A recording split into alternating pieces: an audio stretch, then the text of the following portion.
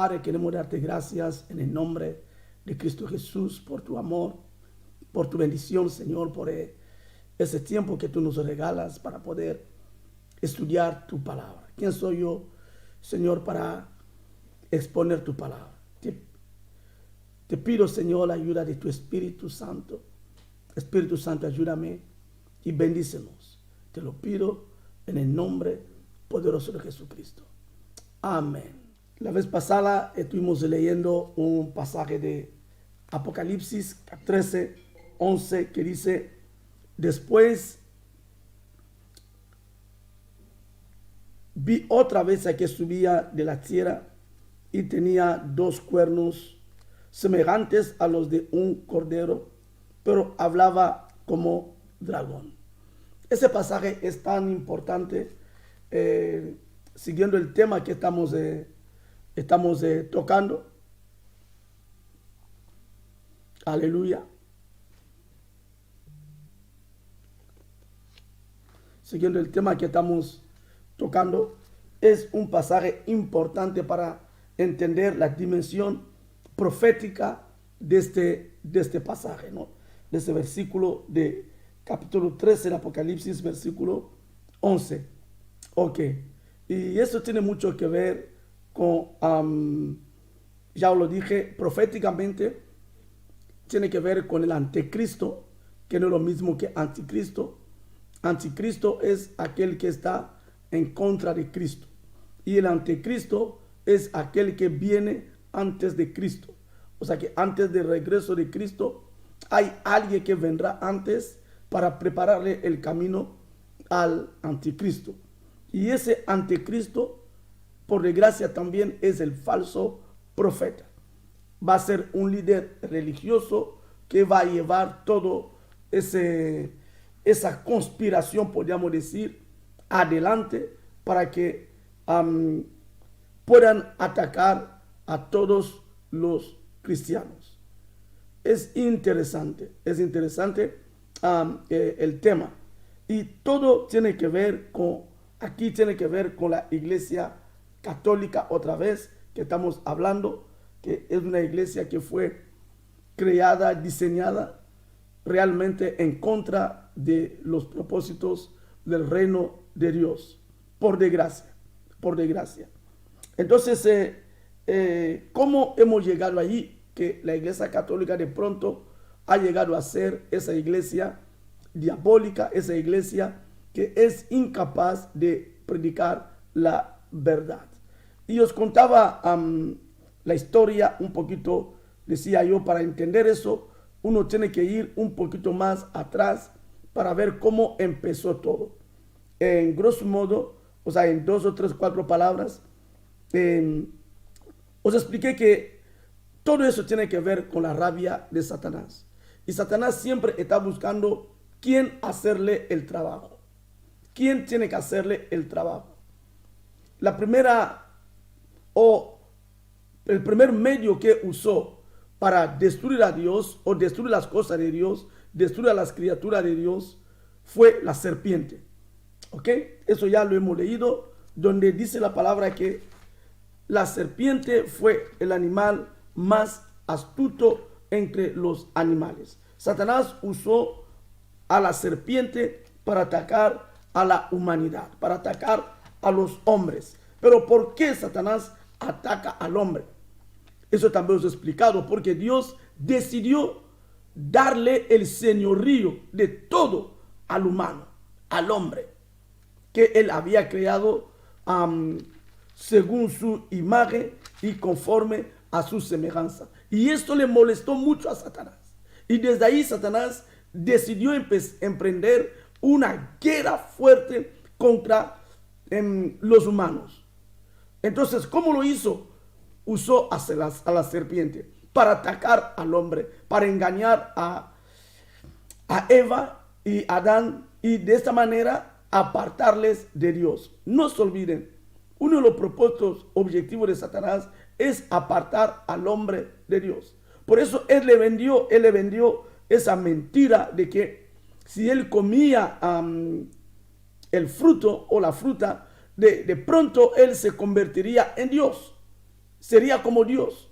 Esa es la mentira de los humanistas, que venden a la gente que ellos pueden llegar a ser dioses. Por ellos mismos pueden llegar a ser Dios. De hecho, todos esos grupos secretos funcionan con esa visión de que haciendo lo que hacen, esforzándose, pueden llegar a unas dimensiones mayores espirituales y casi llegando al nivel de Dios.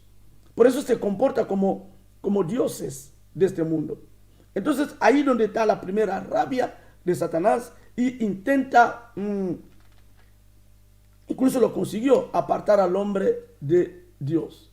Pero no contento con eso, como siempre está buscando a quién usar para destruir la obra de Dios, también hemos visto que él usó a Nimrod en el libro de Génesis capítulo 10. Estoy haciendo un resumen para poder ya entrar en el tema, en el meollo del asunto hoy.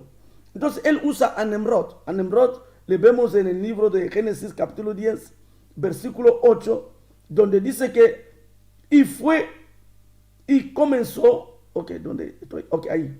Y Cus engendró a Nimrod, quien llegó a ser el primer poderoso en la tierra. Curiosamente, ese Nimrod, su nombre significa rebeldía.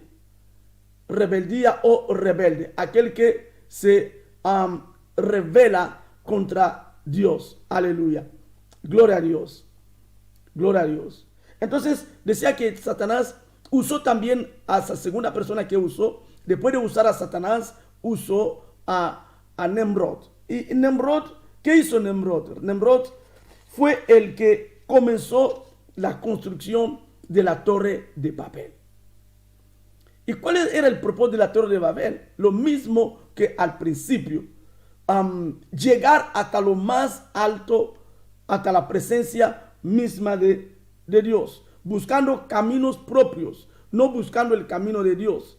Es ahí donde ellos, dice la palabra aquí, hacen ladrillos. Por la primera vez que vemos en la Biblia, hablan de ladrillos. ¿Ok? Génesis capítulo 11. Voy a leer rápidamente desde el versículo 1. Tenía entonces toda la tierra una sola lengua y unas mismas palabras. Y aconteció que cuando salieron de oriente, hallaron una llanura en la tierra de Simar y se establecieron ahí.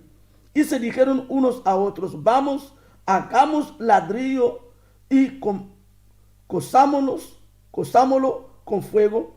Y les sirvió el ladrillo en lugar de piedra y el asfalto en lugar de mezcla. Y dijeron: vamos, edifiquemos una ciudad y una torre cuya cúspide llegue al cielo, y hagámonos un nombre, y por si fuéramos esparcidos sobre la faz de la tierra.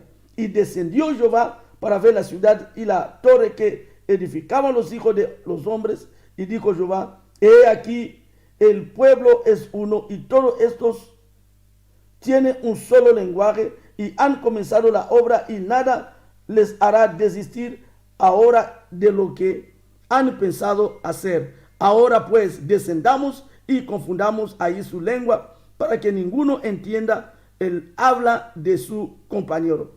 Así los esparció Yahvé desde ahí sobre la faz de toda la tierra, y dejaron de edificar la ciudad. Por eso fue llamado el nombre de ella Babel, porque ahí confundió Yahvé el lenguaje de toda la tierra, y desde ahí los esparció sobre la faz de toda la tierra. Interesante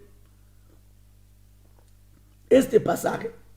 Ellos querían llegar a lo más alto por sus propios caminos. Y al ver que Dios les confunde, Dios confunde al pueblo, a ese pueblo a esa gente que seguían a Nimrod. Entonces, a partir de ahí, según la historia que os estoy contando, hoy día, a partir de aquí, los masones, vemos aquí, la palabra masón significa albañil. Entonces, a partir de ahí, nació el grupo de los masones. Ellos se refieren siempre, tienen a Nimrod como el líder, como el fundador de esta maldita secta. ¿Ok? Maldita secta, esa secta diabólica, peligrosa. Entonces ellos se inspiran ahí, dicen que nosotros, ya que Dios nos esparció, ya que Dios no quiso que nosotros llegáramos hacia Él, entonces nosotros llegaremos a Dios por nuestra manera, por nuestros propios caminos. Entonces, ahí donde nace ese grupo diabólico de los masones, con esa idea de seguir la obra de Nimrod, que nosotros llegaremos en lo más alto por nosotros mismos. Y de ahí se convierte en enemigos de Dios, en rebeldes. ¿Ok?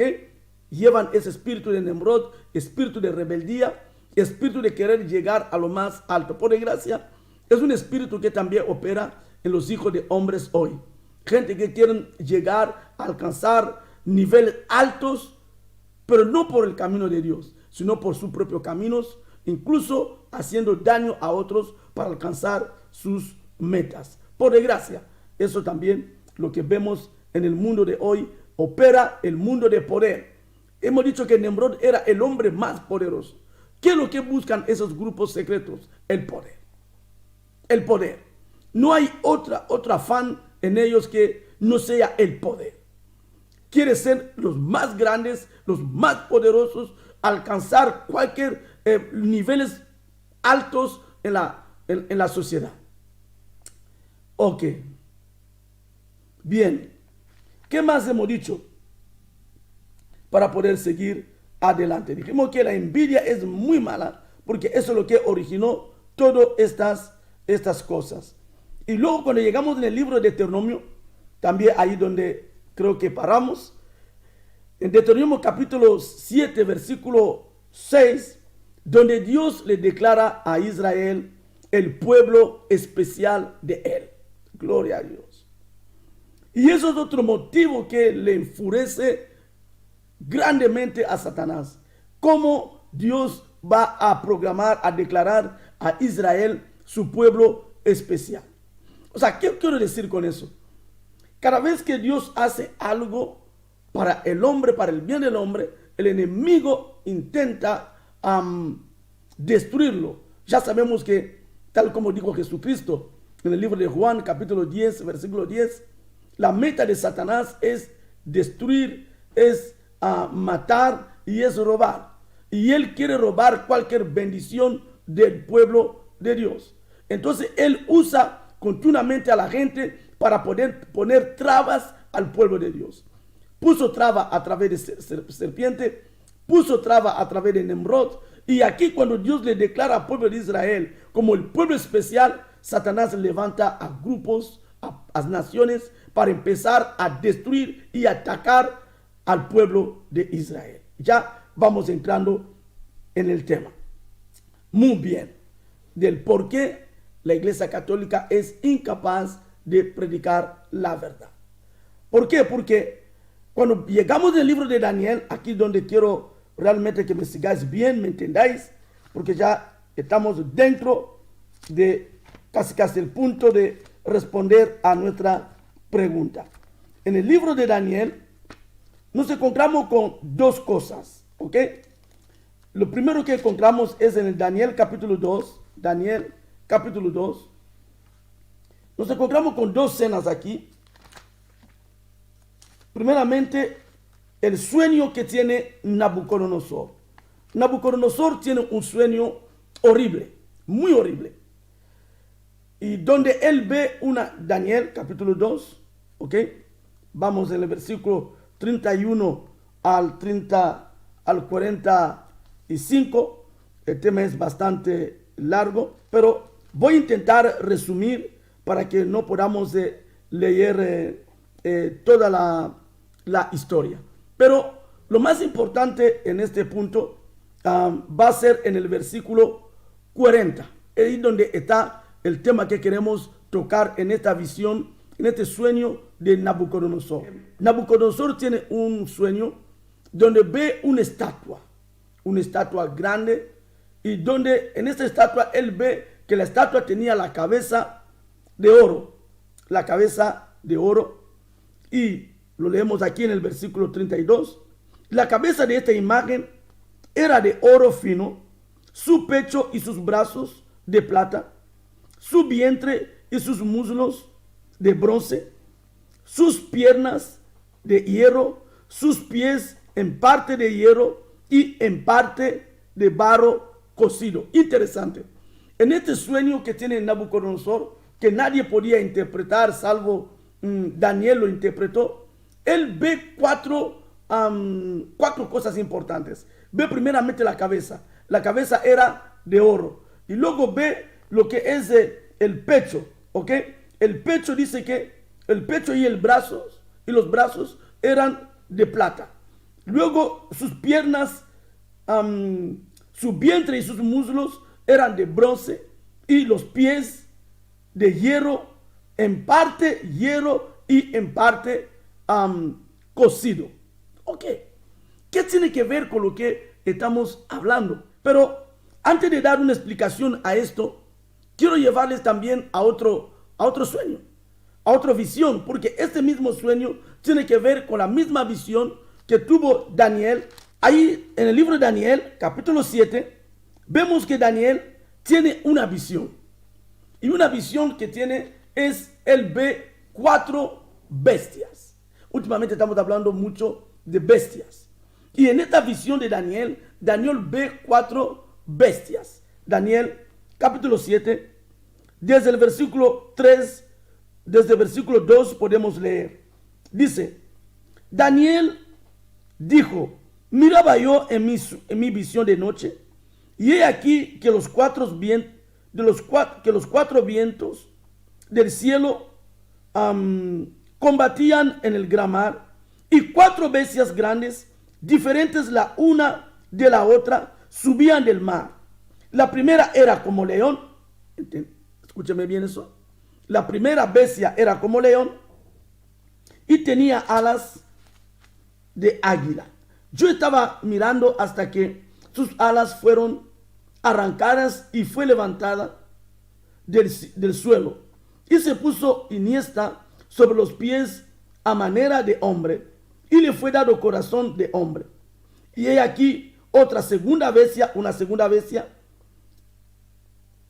semejante a un oso. La segunda bestia era semejante a un oso, la cual se alzaba de un costado más que del otro, y tenía en su boca 3 costillas entre los dientes.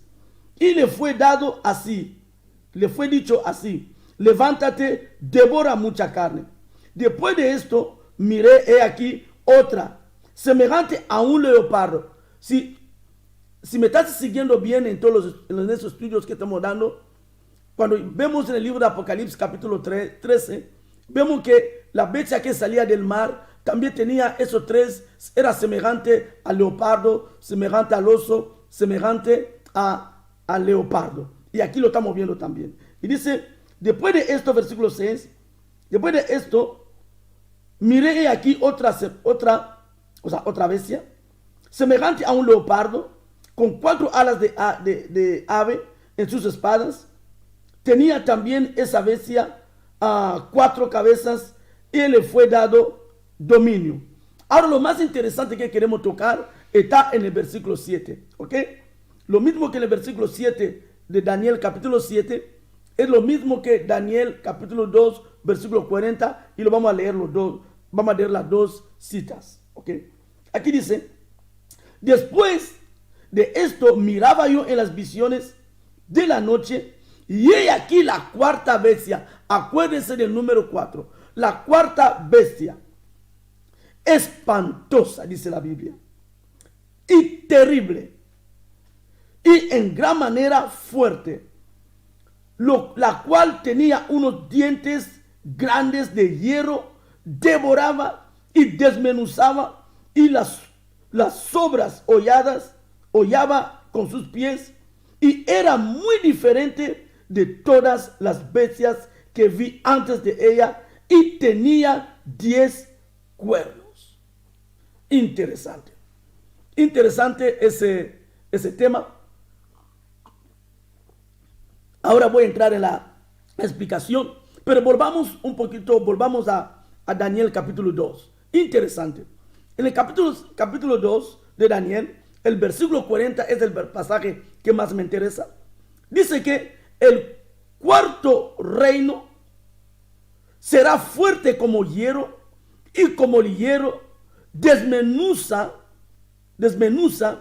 y rompe todas las cosas, desmenuzará y quebrantará todo.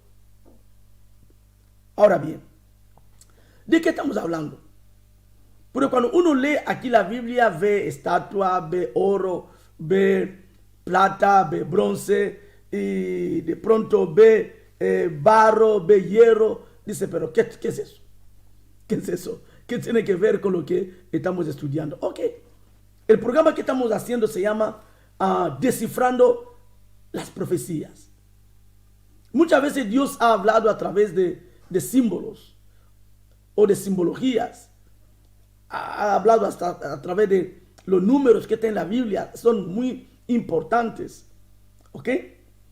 A veces han sido cosas que podríamos decir codificadas, pero gloria a Dios, estamos en el tiempo de revelación donde Dios nos da claridad en las cosas. Tanto el sueño de Nabucodonosor como la visión de Daniel prácticamente habla de lo mismo, simplemente cambia el lenguaje. Allí habla de oro, de plata, de bronce, de hierro, y en la otra parte habla de león, habla de oso, habla de leopardo y habla de una bestia terrible. Pero, ¿qué quiere decir esto? Ok, para que nos entendamos, bíblicamente, o sea, según esa revelación de Daniel, cuando hablamos de la cabeza de Nabucodonosor, que era de oro, obviamente en esta historia, en esta visión, en este sueño, Dios le reveló a Nabucodonosor 4 reinos. Entiéndeme bien. Le habló de 4 reinos.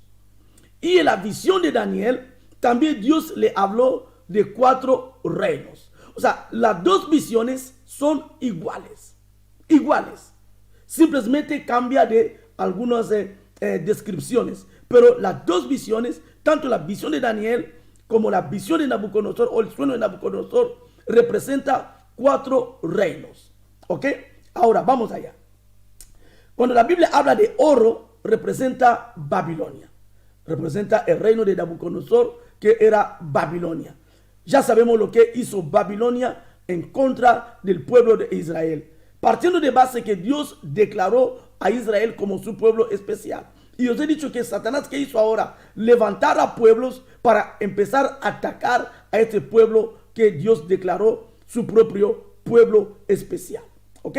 Entonces Nabucodonosor fue uno de los primeros que, aparte de los egipcios y otras naciones que ya hemos dicho que atacaron a Israel, duramente a Israel. Entonces aquí vemos 4 reinos que también Dios dice que van a atacar duramente al pueblo de Israel. Empezando por Babilonia, que representa la cabeza de oro, pero también representa la primera bestia que hemos visto, el león.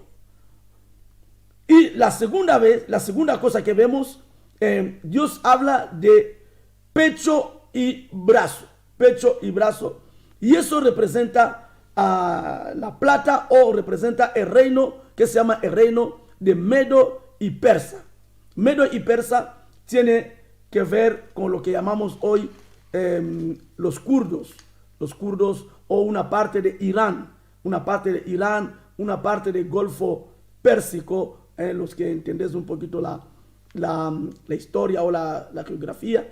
Estamos hablando de esa zona de los kurdos, la zona de Irán, la zona de Irak, por esa zona. Babilonia era más Irak, ok, pero Irán era la parte, y los kurdos eran los que conformaba ese reino de Mesopotamia, o de los kurdos, hoy podemos llamarles, ok. Ok, muy bien. Pero de pronto llegamos, y esos hicieron mucho daño al pueblo de Israel también. Ahí donde tenemos la esclavitud, por dar un ejemplo, de de Esther, de Mardoqueo, todos esos fueron llevados a ese gobierno de los persas. Ok, entonces la tercera cosa que vemos, vientre y muslo de bronce, que representa el reino griego de Grecia, o en la visión de Daniel, representa el leopardo, animal terrible. Y los griegos fueron terribles, hicieron también muchos daños al pueblo de Israel, empezando por su jefe mayor, el Alejandro, y luego uno que fue terrible, que se llamó Antioquio Epifane. Y ese hombre quemó, mató a miles de israelitas, profanó el templo de Israel, sacrificó ahí un cerdo dentro y hizo cosas terribles, una humillación total al pueblo de Israel. Eso es lo que se llama el imperio griego. Ahora bien, llegamos a la cuarta bestia, o lo último que vio también Nabucodonosor. Nabucodonosor vio que había un reino que tenía una mezcla. Escuche eso lo que dice la Biblia. Sus piernas de hierro, sus pies en parte de hierro y en parte barro cocido. Ok. Ve una mezcla en el cuarto reino. Ve que este cuarto reino era a la vez fuerte y a la vez frágil. Ok. Últimamente os he hablado de algo muy importante, si me estás escuchando bien, lo que se llama en este mundo diabólico la dualidad. Una cara y otra cara. Una cara delante y otra cara por detrás. Pero cuando leemos en la Biblia, el capítulo 7, donde hemos leído antes, que en la misma visión, Daniel ve a la cuarta bestia, y dice que miré de esto y miraba yo en la visión de la noche, y he aquí la cuarta bestia, espantosa, terrible y en gran manera fuerte, la cual tenía unos dientes grandes de hierro, devoraba y desmenuzaba, y las sobras hollaba con sus pies, y era muy diferente de todas las bestias que vi antes de ella, y tenía 10 cuernos. ¿Qué pasa? Aquí ya estamos hablando de Roma. Escúcheme bien, estamos hablando de Roma. La cuarta bestia aquí de Daniel, de la visión de Daniel, es Roma, el cuarto imperio. Pero cuando Daniel ve a Roma, ve que es una bestia terrible, espantosa, que lo desmenuzaba todo. La misma visión que ve también el rey Nabucodonosor. Aquí en Daniel capítulo 2, versículo 40, volvemos allá a leer, dice: y el cuarto reino, otra vez el número cuarto, el cuarto reino era fuerte como hierro, y como el hierro desmenuza, rompe todas las cosas, desmenuzará y quebrantará todo. Escúchenme ahora, queridos. Empezando por el reino de Nabucodonosor, vamos en el reino de los persas, de Medo persas, bajamos en el reino de los griegos, pero de pronto cuando irrumpe Roma, ahí se acaba la cosa. El imperio romano fue un imperio terrible, fue terrible.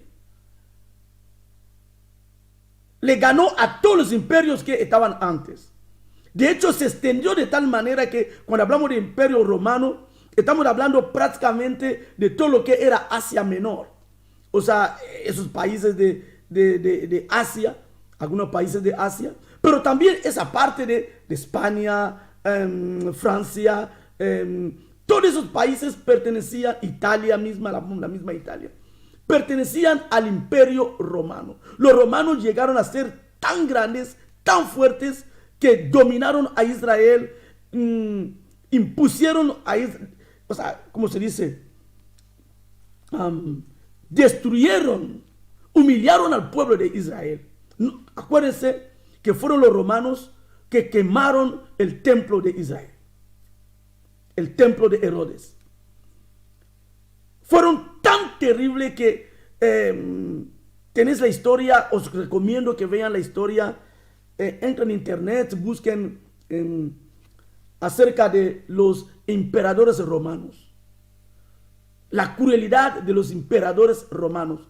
¿Qué es lo que no hicieron los emperadores romanos en contra del pueblo de Israel? Terrible. Lean la historia de Claudio, la historia de, estoy hablando del emperador Claudio, gente como Julio César, Calígula, terribles, el propio Nerón, que disfrutaban de ver a los judíos siendo atacados por leones en anfiteatros. O sea, los romanos fueron terribles. De hecho, Jesucristo fue entregado a mano de los romanos. Fue entregado a manos de los romanos. O sea, los romanos fueron un pueblo, un reino o un imperio de los más horribles. De los más horribles.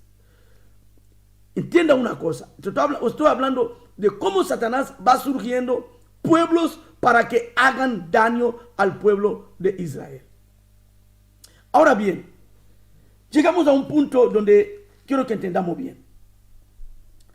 ¿Cómo entra aquí la Iglesia Católica? Porque ya hemos llegado a Roma. Ya hemos llegado a la cuarta bestia. Una bestia que se levantó contra Israel, contra los judíos. Pero de pronto en ese tiempo que viene Cristo, estaban los romanos dominando a Israel. Y se levanta un nuevo grupo que también eran amantes de Dios. Empezamos a llamarles los cristianos. ¡Wow! Y Roma, al ver que había un pueblo, no solamente los judíos, pero de pronto nació un pueblo, surgió un pueblo que empezó a amar a Jesucristo. Entonces Roma dijo, ok, ya tengo dos enemigos.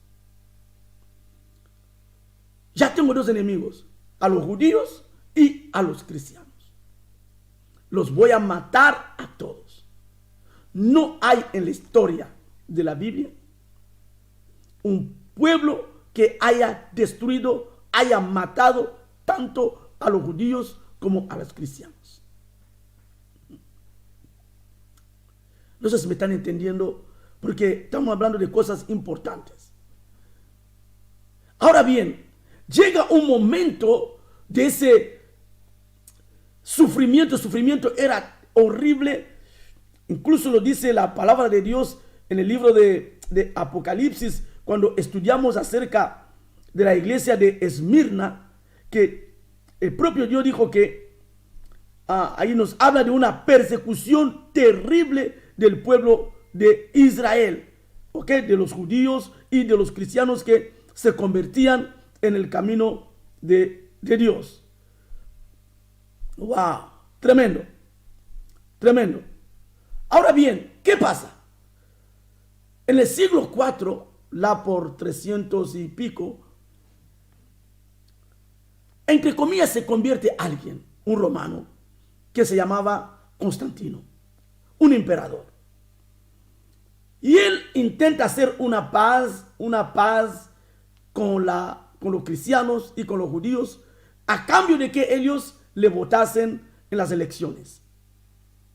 Y él se convierte, entre comillas, se convierte en cristianismo. Dice, ok, si vosotros me votáis, yo me hago cristiano y como emperador haré que vosotros tengáis paz. Escuche bien esa trampa.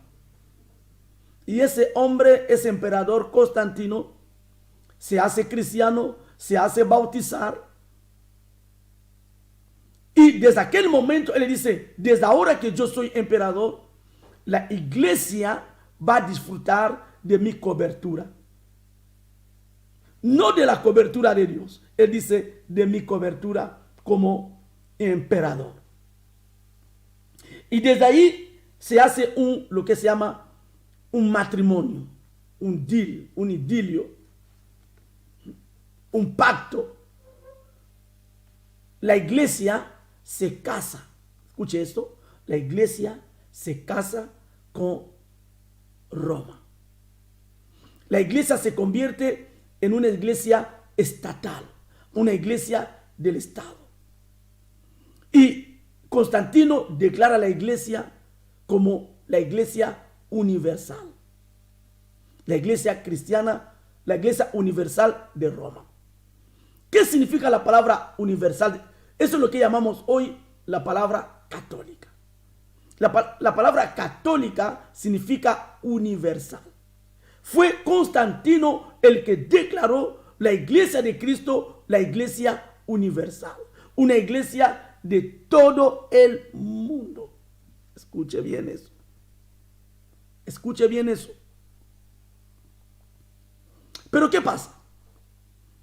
La iglesia de Constantino, él mismo se declara también el primer papa.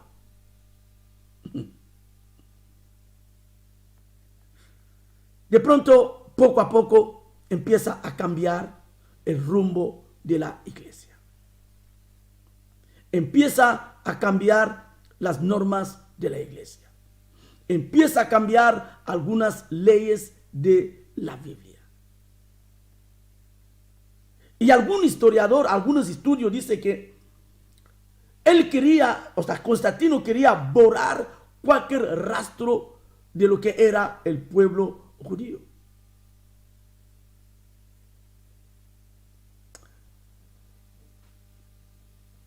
Hoy, por desgracia o por lo que sea, ahí donde empiezan algunos problemas que tenemos hoy en cuanto al día ¿cómo se dice? El día 25 de Navidad, donde ellos empiezan a decir, ok, en vez de adorar a Dios Sol, vamos a adorar a Jesucristo en el día de Dios Sol. El día domingo, ellos dicen, ok, vamos a quitar el día Shabbat, el día de sábado, vamos a estar adorando el domingo. Hay historias ahí, por eso vemos esa guerra que a veces tenemos con otras religiones que dicen, no, el día que hay que adorar a Dios es el día sábado y no el día domingo, porque el día domingo es un día impuesto por los romanos. Dicho esto, ellos empiezan a cambiar muchas cosas, pero siempre en contra de los judíos y en contra del cristianismo. Un montón de estatuas que habían en Roma, Constantino fue cambiándolo los nombres. En vez de derribarlo, en vez de derribar esas estatuas, si realmente se había convertido, en vez de derribar esas estatuas, simplemente decía, si una estatua se llamaba, por dar un ejemplo, se llamaba Pellegrini, entonces él ponía esa estatua el nombre de Santo Pablo, Santo Pedro, San Pedro o cualquier santo. Mantuvo la estructura de la idolatría dentro de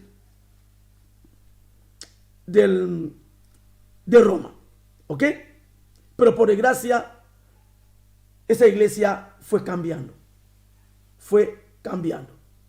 Y llega en un momento, en esta misma iglesia, había tantos ídolos. Por eso vemos, cuando leemos en el libro de Apocalipsis, en la iglesia de Tiatira, se dice una cosa aquí tremenda. Capítulo 2, Apocalipsis capítulo 2, versículo 20. Hablando, refiriéndose de la iglesia de Roma, la iglesia universal, dice, pero tengo unas pocas cosas contra ti, que toleras que esa mujer, Jezabel, que se dice profetiza, enseñe y seduzca a mis siervos a fornicar, a comer cosas sacrificadas y a los ídolos. Y le he dado tiempo para que se arrepienta, pero no quiere arrepentirse de su fornicación. Oh, tremendo, tremendo aquí. La iglesia católica introduce ahora un montón de ídolos dentro del templo. Encima empiezan con lo que se llama mariolatría. ¿Qué significa? La adoración a María. O sea, a partir de ahí la iglesia sale del camino realmente de Dios. Importante. La iglesia deja de usar la Biblia. La iglesia católica deja de usar la Biblia como referencia, como base de la fe. Hay un libro que usan los católicos que se llama el Bulo. Escuche bien eso. Hay un libro que ellos usan que se llama la bula, ¿ok? Entonces, para ellos la bula se le llaman es un documento sellado con un plomo. Es ahí donde ellos ponen lo que tiene que hacer cuando se deciden algo en sus reuniones importantes, lo que se llaman sínodos o concilios. Entonces ellos declaran cosas y ponen ahí y cierran ese libro con el plomo, la bula. Entonces, por eso vemos que ellos no pueden ir a favor de lo que dice la Biblia, porque tiene otro libro que ellos usan. Obviamente, cara al público, cualquier sacerdote se levanta y lee la Biblia. Pero la pregunta es, ¿por qué no acatan, si realmente son creyentes, por qué no acatan lo que dice la Biblia? Ya os estoy dando la respuesta. Roma fue declarada como enemigo primero de los judíos. Pero por desgracia también Roma se convirtió en el primer enemigo de los cristianos.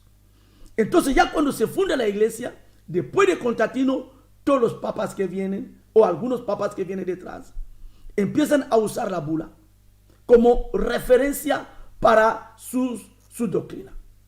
¿Ok? Y a partir de ahí, ellos empiezan a atacar la iglesia. Introducen idolatría, y hemos dicho idolatría como adorar a María. Introducen un montón de ídolos dentro del templo. Os hablaba de otro día de Baphomet, una estatua de diabólico que está justo detrás del púlpito del Papa. Ahí mismo en el Vaticano hay tantos ídolos. Por eso, cuando llegamos en el 1000 y pico de años, 1500 algo, os acordáis de Lutero. Lutero estaba cansado de ver tantas cosas que veía en la iglesia católica. Decía, ¿cómo estamos hablando de la Biblia, pero hacemos tantas cosas malas? Y él empieza a estudiar la Biblia. Y luego ve que la iglesia católica no estaba en la verdad. Y Lutero empieza a protestar. Ahí donde empieza la iglesia protestante. Ahora bien, ¿qué es lo que encontramos en la iglesia católica? Impresionante. Primeramente, la idolatría. La idolatría va en contra de la palabra de Dios. En el libro de Éxodo, capítulo 20, del 1 a 4, Dios prohíbe tajantemente la adoración a cualquier imagen. Prohíbe tajantemente la adoración a cualquier imagen. La pregunta que nos hacemos hoy, ¿por qué los católicos son incapaces de quitar esa idolatría? No pueden. Están atrapados en un libro que se llama la bula. No pueden. Aparte que esto se ha convertido en un negocio. Entonces no pueden. También hay otra cosa que les atrapan, que impide que ellos puedan realmente cumplir con la voluntad de Dios. Está el juramento. Os hablé la vez pasada del juramento de los jesuitas. Terrible. Terrible. No sé si volver a leerles esto. Es terrible el juramento secreto de los jesuitas. No pueden decir la verdad cara a la gente. No pueden predicar a la gente porque están atados. Tienen que cumplir lo que dice la bula. Tienen que cumplir lo que dice Tiene que cumplir con sus juramentos. ¿Y cuál es el juramento de los jesuitas? Ya os lo he leído, pero permítame leer solamente algunas cosas que ellos mismos dicen. Por eso no pueden predicar la verdad. Están sujetos a unas normas duras. A unas normas duras. Ellos dicen: prometo y declaro que cuando la oportunidad se presente, haré y pelearé una guerra incesante, secreta o abierta, contra todos los herejes protestantes, o sea que los evangélicos, y liberales como se me ordene hacerlo. Y esas son cosas que llevó a la Iglesia Católica a empezar con lo que se llama la Inquisición. Una cruzada, una matanza de miles y de miles y de miles de cristianos. Si ellos fuesen verdaderos cristianos, no matarían a ningún cristiano, por mucho que no quiera adorar a sus ídolos. No es la iglesia de Dios. No es. Satanás encontró en Roma, encontró en la iglesia católica, cómo yo puedo matar al pueblo de Dios, aquellos que todavía aman a Dios, aquellos que todavía aman a Jesucristo. Usó la serpiente, usó a Nimrod, usó a las naciones, usó a Roma, y en ese último tiempo está usando a la iglesia católica para llevar a cabo su misión de un nuevo mundo, un nuevo orden mundial. Lo mismo que le prometió, le engañó a Eva, que si tú comiences ese árbol, ese fruto, no te pasaría nada, sino que será como Dios. Será como Dios. Es la misma mentira que hoy. Por eso Él ha levantado esa iglesia católica, para que lleve a cabo esa misión fallida en el jardín de Edén, un nuevo mundo. ¿Y con quién lo está haciendo la iglesia católica? Ya os lo he dicho, con masones, justamente los adeptos de Nimrod y los de Illuminatis. Hay una ¿cómo se llama? Una confederación de esas sectas para llevar a cabo ese proyecto de un nuevo mundo. Pero es una pena, porque el mundo entero pertenece a Dios. Aleluya. Aleluya. Podría decirle más cosas, pero ya os lo he dicho la otra vez, que lo que representa el nuevo orden mundial. Ya sabes que el Papa ha cambiado la fecha. Iba a ser el día 14 de mayo, pero lo ha emplazado hasta el mes de octubre. Pero la iglesia tiene que orar. Quiero terminar aquí. La iglesia tiene que orar. Tenemos que orar para que Dios destruya ese plan maquiavélico. Ya vemos que la cuarta bestia venía para destruir, y la cuarta bestia es Roma. Y cuando hablamos de Roma, hoy hablamos del Vaticano, que está llevando esa misión de cómo yo puedo destruir a todos los reinos, cómo yo puedo destruir a todo el mundo, cómo yo puedo establecer mi propio mundo. Queridos, no es ninguna broma. Está circulando muchos videos por internet, muchas revelaciones están saliendo, y hoy más que nunca tenemos que clamar a Dios. Sabemos que los católicos no pueden decir nada, la verdad, de ninguna manera, porque están atrapados.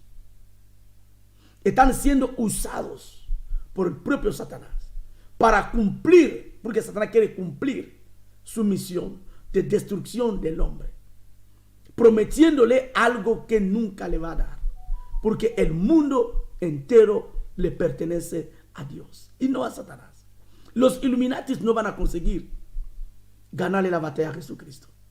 Sabemos que Cristo, cuando va a venir, en el tiempo de Armagedón, va a destruir todo lo que Satanás está proponiendo.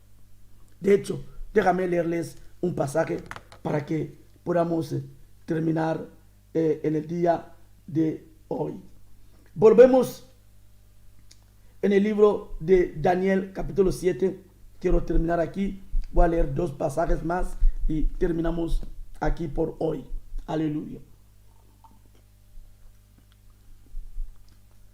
O sea, quiero decir que Satanás ha encontrado en la iglesia católica el cómo voy a destruir el mundo. Por eso vemos que todos los dirigentes del mundo se agachan delante del Papa. Y ellos solamente están esperando que el Papa apriete el botón de la activación del nuevo orden mundial, donde miles de personas van a morir, donde miles de personas donde van a obligar a la gente a tener la marca de la bestia, donde los cristianos van a sufrir, donde los judíos van a sufrir. Esa guerra de hace 17 siglos atrás, que empezó con el derribo, o sea, hace 20 siglos atrás, otra vez va a volver. Eso es lo que Satanás quiere. Destruir otra vez, como lo hizo con el pueblo de Israel, con los primeros cristianos. Él lo va a volver a hacer en esos últimos días antes de la venida de Jesucristo. Lo mismo que cuando quemó el templo de Jerusalén. Hoy, dentro de poco, veremos iglesias quemadas. Veremos iglesias quemadas. Veremos que aquellos que quieren seguir siguiendo a Jesucristo, siendo atacados, siendo martirizados, matados. Pero tenemos confianza en Cristo. Mira lo que dice la palabra. Daniel capítulo 7, versículo 8. Dice la palabra: mientras yo contemplaba los cuernos, he aquí otro cuerno pequeño salía entre ellos, y delante de él fueron arrancados 3 cuernos, y de los primeros, y he aquí que este cuerno tenía ojos como de hombre, y una boca que hablaba grandes cosas. Y estuve mirando, escuche esto, estuve mirando hasta que fueron puestos tronos, y se sentó un anciano de días, cuyo vestido era blanco como la nieve, y el pelo de su cabeza como lana limpia, y su trono llama de fuego, y las ruedas del mismo fuego ardiente. Aleluya, aleluya, gloria a Dios, gloria a Dios. Versículo 13 dice: miraba yo en la visión de la noche, y he aquí con las nubes del cielo venía como un hijo de hombre, que vino hasta el anciano de días, y le hicieron acercarse delante de él, y le fue dado dominio, gloria, reino, para todos los pueblos, naciones y lengua le servirán, y su dominio es dominio eterno, que nunca pasará. Es su reino, uno que no será destruido. Gloria a Dios. Dentro de poco se levantará el anciano de días, Jesucristo. Él no nos abandonará, no nos dejará a mano de estos inicuos, no nos dejará a mano de esos que nos quieren matar. No lo van a conseguir, porque el anciano de día se levantará. Y dice la palabra, aleluya, le fue dado dominio a Jesucristo, todo el dominio. Le fue dado la gloria, le fue dado el reino, y su reino no tiene fin. Gloria a Dios. Agárrense a Jesucristo. Los tiempos son malos. Son malos. Y él, dice la palabra, destruirá el imperio de la bestia. Destruirá el imperio romano. Que Dios os bendiga. No tengan miedo. No tengan miedo. Jesucristo se levantará. Nuestro Redentor vive y Él se levantará. Él peleará por nosotros. Aleluya. Aleluya. Por mucho que la Iglesia Católica quiere llevar ese esa maldad hasta el fin, juntándose con los gobiernos del mundo, promoviendo un nuevo orden mundial. Pero Jesucristo, el anciano de día, se levantará y peleará por todos aquellos que creemos en él. Vendrá sufrimiento, vendrá tiempos difíciles, pero jamás seremos abandonados. Que Dios os bendiga. Shalom. Shalom. Nos vemos dentro de 5 minutos en la oración. Necesitamos orar hoy más que nunca. Que Dios os bendiga. Shalom.